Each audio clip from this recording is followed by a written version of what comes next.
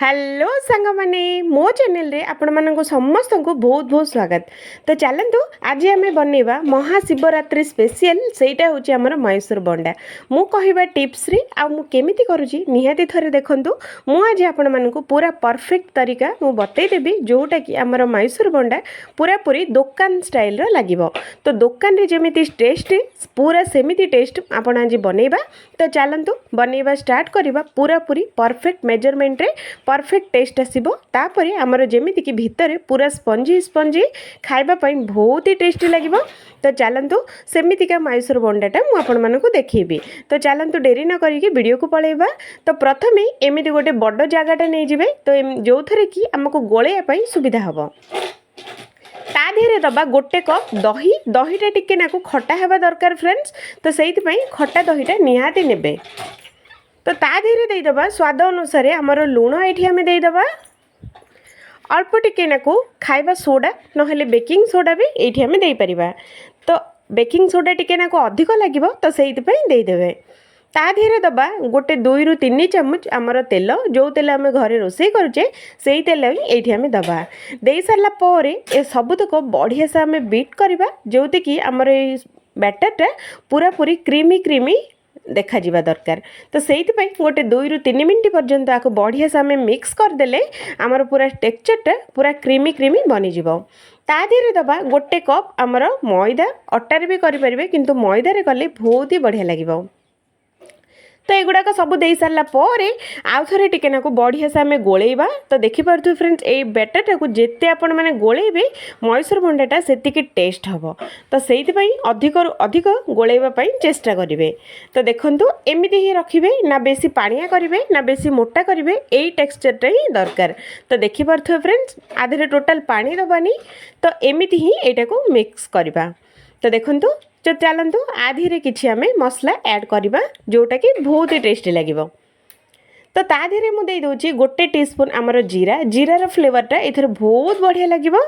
तो ता देहरे देदेबा किसी कटा होता आमर भृसुंगा पत्र ये आम देदेबा कटा होता धनिया पत्र ये देदेबा अदा आउ कंचा लंका पूरा छेचिकी ये आम देदेबा।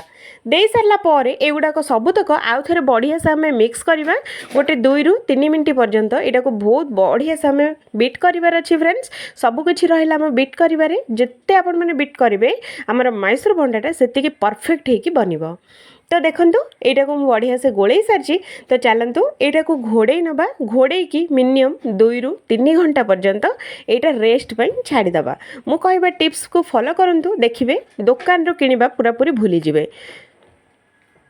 तो मु 2 ରୁ 3 घंटा छाड़ी सारी। तो देखो फ्रेंड्स आम बैटरटा केमिति बनी। तो देखिले मात्रे आपण मैंने जानीपे ए बैटरटा केते टिके नाकु फुली गलानी। तो देखिपे यहाँ एमती फुली जावा दरकार। 2 ରୁ 3 घंटा को छाड़ीदेले बैटरटा फुली तापर मैदाटा भी पूरा पूरी सेट हो। तो यहाँ को आउ थे टिके नाकु बढ़िया से आम गोलई नवा। तो देखो फ्रेंड्स बेसी पानिया नहीं बेसी मोटा नहीं एमती ही रखिए। अधिक पानिया करदेवेनि अधिक टिके नाकु मोटा भी करेंगे। तो एमती ही रखिए। तो चलतु मु गोलई सारी तेल कड़ाई पाखक पलैबा। तो तेलटा को मीडियम गरम रखिबा ता देहरे एमती छोट छोट करके आम ये आम देबा। तो बेसी तेलटा को टिके अधिक हिट होगापी छाड़ीदेवे जेहेतु कि आम मैसूर बंडाटा बहुत ही टेस्ट हम। तो देखी तो सांग मैंने एमती एगुड़ा को मीडियम साइज रे पकेबा जो कि एगुड़ा को तेल रे पड़ला मात्रे ही टिके टिके टिके टिके कहीं बड़ बड़ हो फुली जीव। तो से एमती साइज रो देबे। तो दे सारा पर 2 ରୁ 3 मिनट छाड़ीदबा। तापर चलतु आपको गोलैबा। तो दुई पट जाक एपट सेपट एपट सेपट एपट सेपट सेकिकी यहाँ को पूरा पूरी गोल्डन कलर आसला पर्यंत एगुड़ा को भाजवा। तो देखिपे फ्रेंड्स यहाँ बहुत ही बढ़िया लगे। छोटू नहीं कि बड़ पर्यंत समस्त जदि थरे बनई समस्त मन किणी यही नास्ताटा। तो देखूँ महाशिवरात्रि स्पेशल मैसूर बंडा। तो देखो पूरा पूरी गोल्डन कलर हो गलानी देखिले ना। तो एमती ही गोल्डन कलर हो दरकार। तो देखो देखिला मात्र आपण मैंने जानीपे यहाँ गोल्डन कलर होगापी बेसी टाइम टोटाल लगे मिनिमम 5 मिनट रे एगुड़ा को पूरा पूरी गोल्डन कलर हो भितर पूरा सॉफ्ट होगी पूरा आमर केक रो जेमती रहिबो पूरा स्पंजी पंजी सेमिति पूरा रहिबो बाहर पूरा करकरा होगी रहिबो। तो चलतु एगुड़ाक बाहर कर नवा आउ बाकी तक सेम प्रोसेस रे एइथिरे आमे देइदबा एगुड़ाक तो तेलर पड़िला मात्रे ही फुली जीवो तो सेइथिपई टिके छोट छोट पकांतु तेलर पड़ला मात्रे बहुत बड़ बड़ होइकी फुले तो युवाक आउ थर जितक पैन रे आसो से आम देदबा एपट सेपट गोल्डन कलर है पर्यंत एगुड़ाक सेकी नवा तो देखो फ्रेंड्स जदि वीडियोटे एपर्यंत देखुंत जदि टिके हेले भी भल लगे तो गोटे लाइक देबा टोटाल भूलें फ्रेंड्स ए वीडियो बनवाई बहुत कष्ट करने पड़े तो से गोटे लाइकटा निहाती दिंतु जदि भल लगे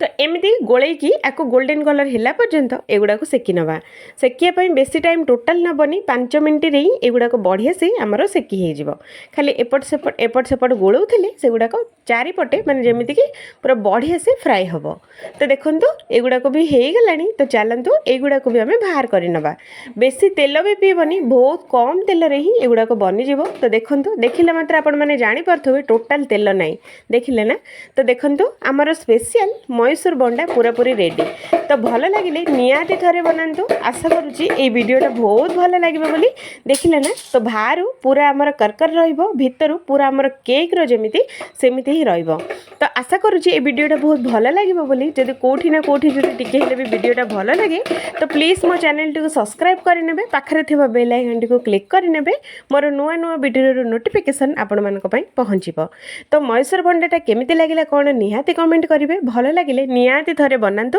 खातु टेस्टा केमिति अछि मते जणैबा टोटाल भूलिबेनी तो से पर्यंत जय जगन्नाथ।